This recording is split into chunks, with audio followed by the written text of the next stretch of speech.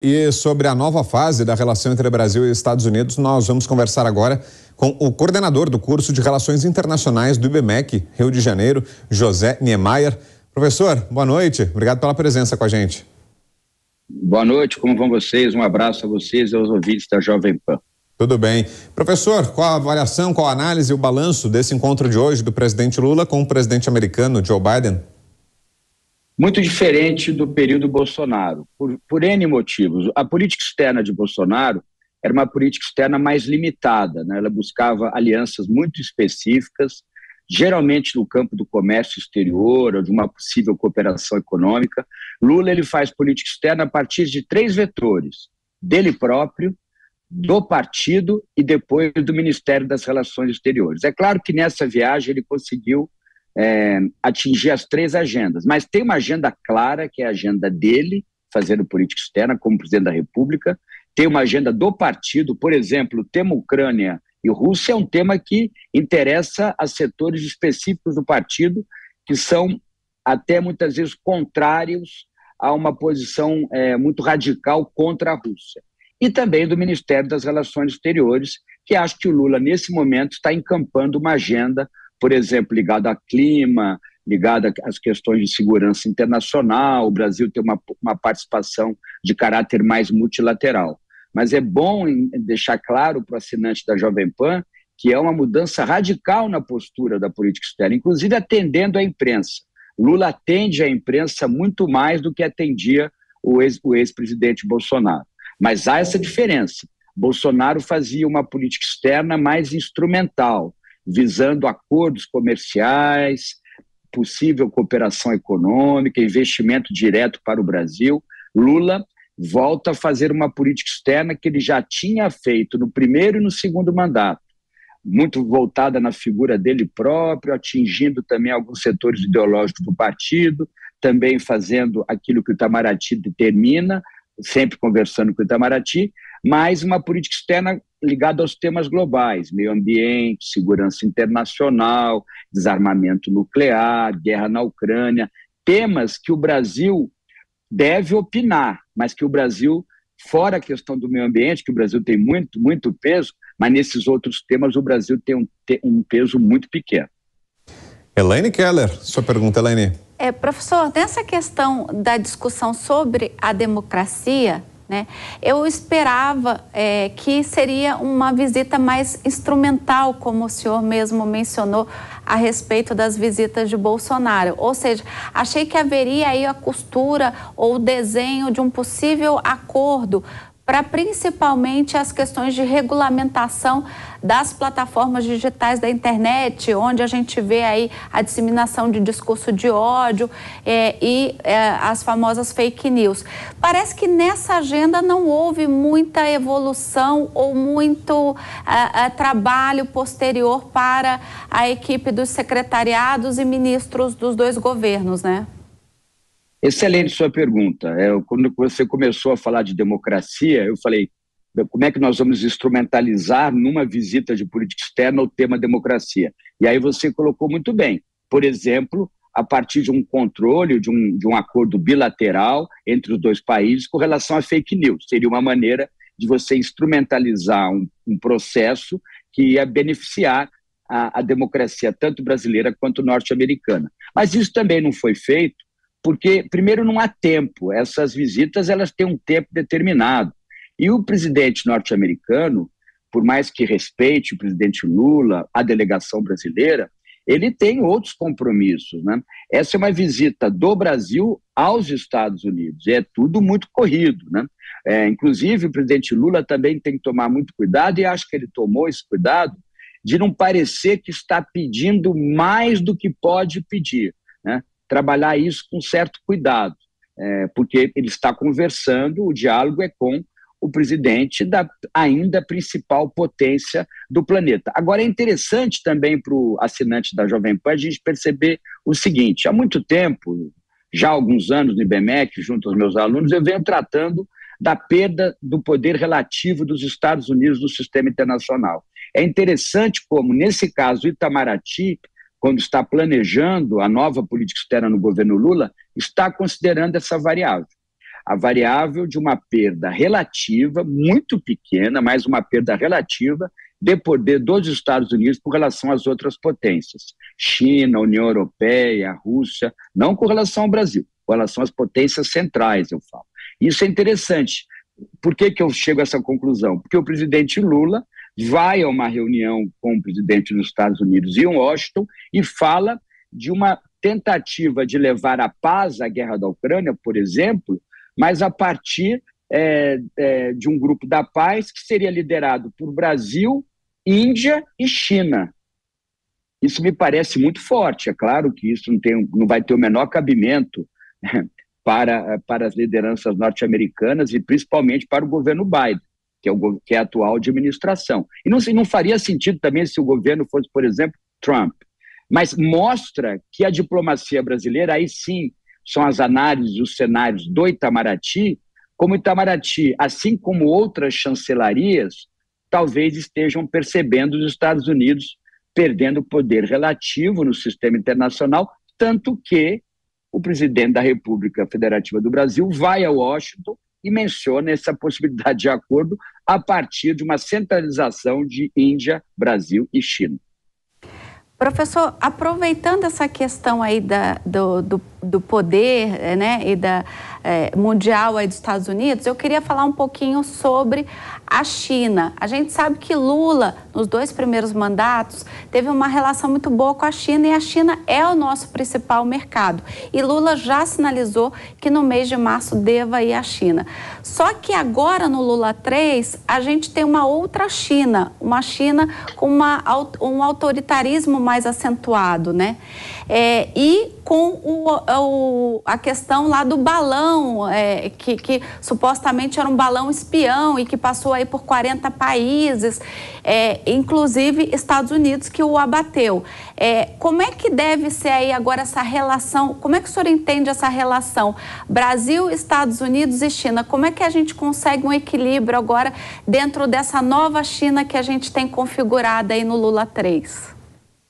Olha, excelente questão também. A gente tem que lembrar que a China não é o único mercado que o Brasil deve favorecer. O Brasil, por exemplo, com os Estados Unidos, tem uma pauta de exportação de produtos semi-industrializados muito, muito forte. O Brasil tem uma linha de comércio no campo do agronegócio com a União Europeia também muito forte.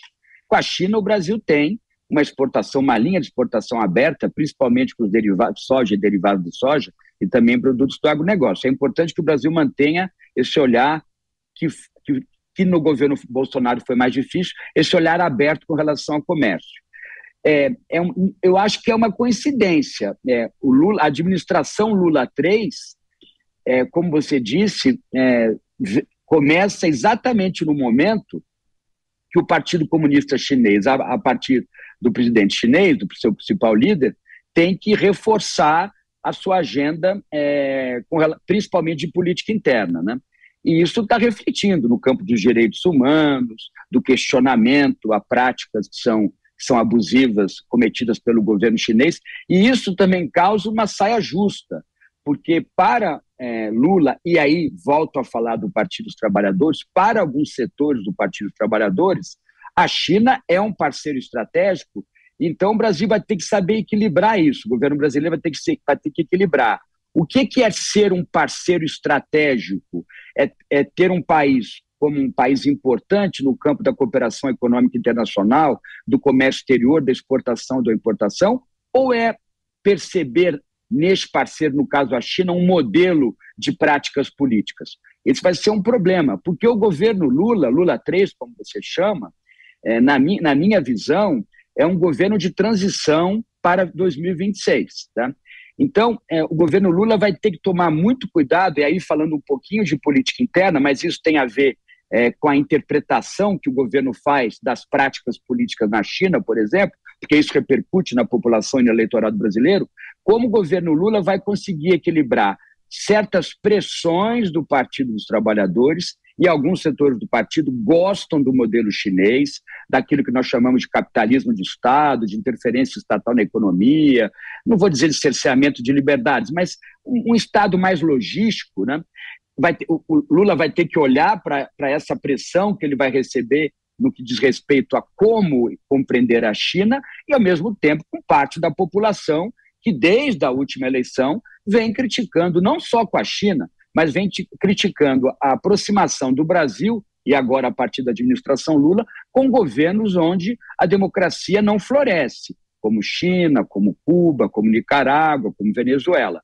Então nós vamos ter que ter, o governo Lula vai ter que ter esse olhar bifrontal, sempre observando as demandas do partido, na política interna, mas também falando de política externa, porque tem parte do eleitorado que elegeu Lula agora que não tem nada a ver com o Partido dos Trabalhadores. É um eleitorado que está solto, na minha opinião, e ele vai continuar solto até 26.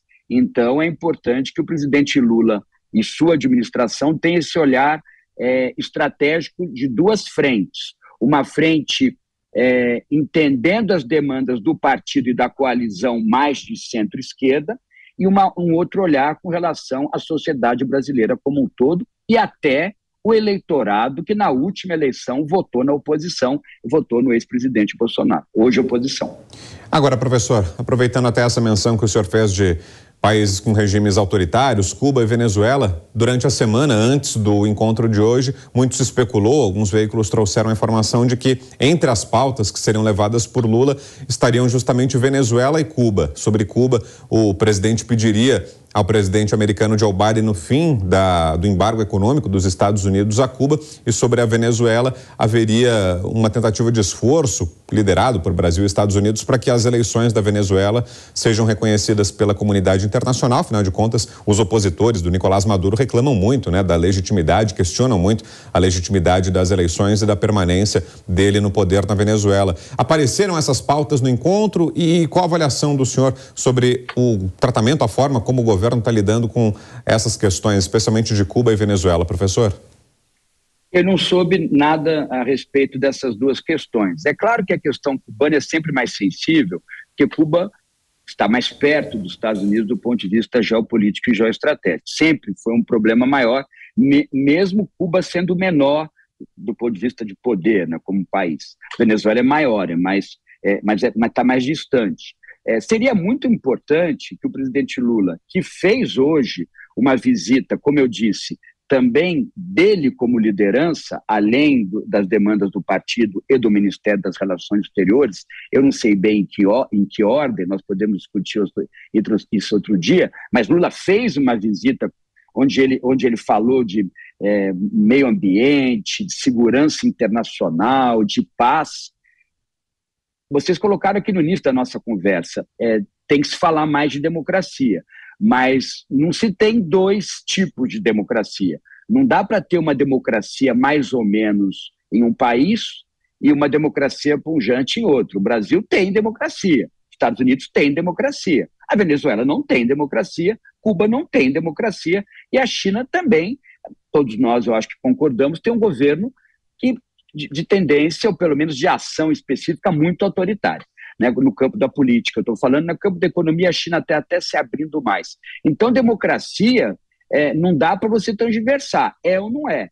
Já que Lula está nestas viagens falando de multilateralismo, de sistema internacional, de meio ambiente, de segurança e de paz, que ele fale de democracia, mas considerando a democracia como algo que nós conhecemos. O regime da liberdade, da oposição livre, imprensa livre, competição na política entre os partidos políticos, alternância de poder. Isso nós não percebemos na Venezuela, em Cuba e na China. Elaine. Professor, eu queria só concluir aqui as minhas perguntas, falando um pouquinho sobre a nossa balança comercial com os Estados Unidos, que é deficitária neste momento. O senhor acredita que agora, com essa boa relação, porque a gente passou aí por uma fase de relação ruim, entre Bolsonaro e Biden, e aí agora a gente tem aí Biden numa boa conversa com o Lula. O senhor acredita que isso possa beneficiar a balança comercial do Brasil e se beneficiar ainda este ano? Não, porque os Estados Unidos, eles exportam para o Brasil produtos com maior valor agregado, Então, tanto em volume como em em preço, né, em qualidade de produto, eles vão sempre exportar mais do que nós vamos exportar. Mas a nossa maior questão com os Estados Unidos não deveria ser só no campo do comércio exterior, deveria ser no campo da cooperação econômica internacional, e aí eu falo de investimento direto. É muito importante que essa visita tenha, a partir do ministro Haddad e de seus assessores, tenha sido uma nova porta que se abre para continuar o investimento direto norte-americano no Brasil. Investimento em indústrias, em fazendas, na área de serviços, como eu também espero que aumente o investimento direto chinês no Brasil, como vem aumentando, europeu, o investimento alemão no Brasil é muito grande. Por quê? Porque quando você recebe investimento direto, diferentemente de importação e exportação, você garante mais saúde ao balanço de pagamentos, porque é um dinheiro que vem para investimento, para geração de emprego, geração de divisas, produção de infraestrutura, né? É diferente daquele outro tipo de investimento, para o assinante entender que é um investimento indireto, que você geralmente, o estrangeiro aplica em papéis do governo ou em bolsa de valores, e esse capital pode sair. O investimento direto, ele cria riqueza de longo prazo no país. Tomara que o presidente Lula e a equipe do ministro Haddad tenha deixado claro quais são as opções para aumentar ainda mais o investimento direto dos investidores, empresários norte-americanos no Brasil. Ouvimos aqui o professor José Niemeyer, coordenador do curso de Relações Internacionais do IBMEC Rio. Obrigado, professor, pela presença com a gente aqui nessa sexta-feira à noite. Um ótimo final de semana por aí. Sempre um prazer, um abraço a todos os assinantes e um abraço especial a vocês dois. Obrigado, professor.